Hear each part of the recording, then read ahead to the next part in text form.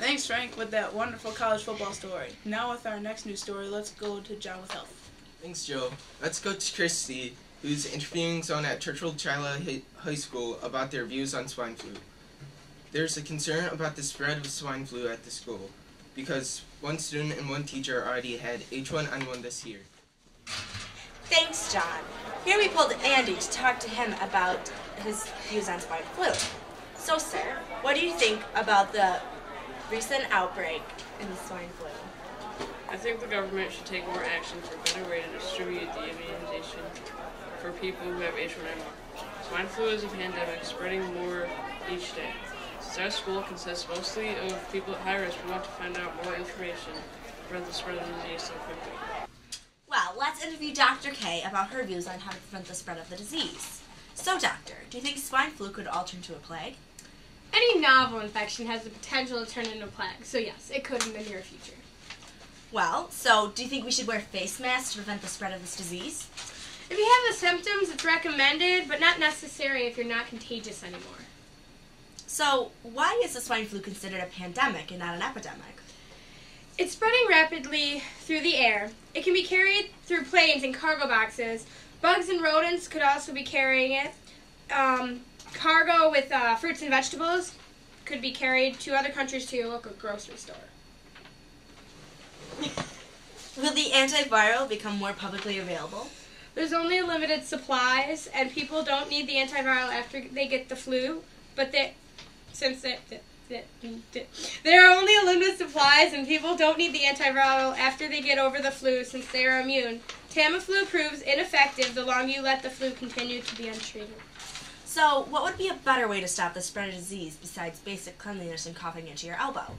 Avoiding large crowds. Do you really need to go to the mall or the video store? Why are only a selectively few group of people getting the flu? Any disease needs a certain environmental condition. Any disease needs a certain environment or condition to take root in someone's system.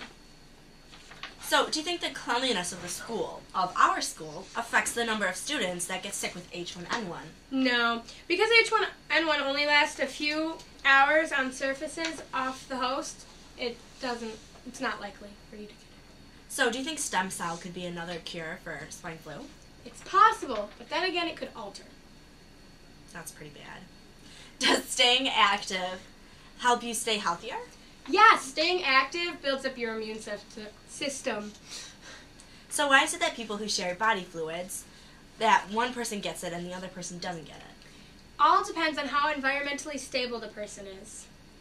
So what are ways you think we can make our school a safer place? Well, I recommend infrared cameras at the entrances. By detecting someone's body temperature at the door, if they have 100 degrees Fahrenheit or higher, they should be masked and sent home. An infrared camera can tell someone's body temperature without having to touch the person. It's very healthy to find out. That's really good because touching people, if you've got that, it could spread very quickly. So, all right, thank you, Dr. K. So now we're going to go to some patients who have some flu-like symptoms, and we're going to go to Bob and Bill. And we have invited Dr. K to listen in on them, and they're going to tell us their symptoms. All right, let's go to the patient now.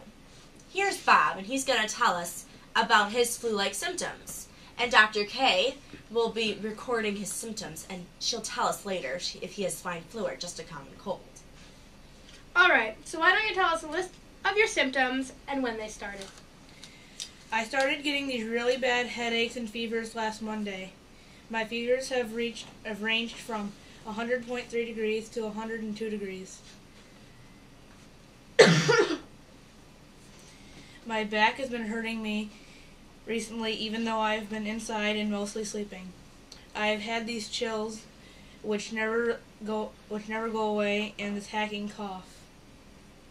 Thank you for your information. Someone will escort you to the break room. Now we're talking to Bill about his symptoms. I didn't feel good this past weekend, and I had a stuffy nose. And my throat's been hurting me. I've been tired and staying in bed these past couple days. Thank you for sharing with us your misfortune. Someone will escort you back to the break room while we discuss the findings. Okay, Dr. K, what do your notes tell you about who has swine flu and who has the common cold? Well, Bob has swine, and he should immediately get a face mask, and we should also get hand sanitizer. Bill, he just has a cold. He should rest up and get well soon. I don't want to be getting the swine flu.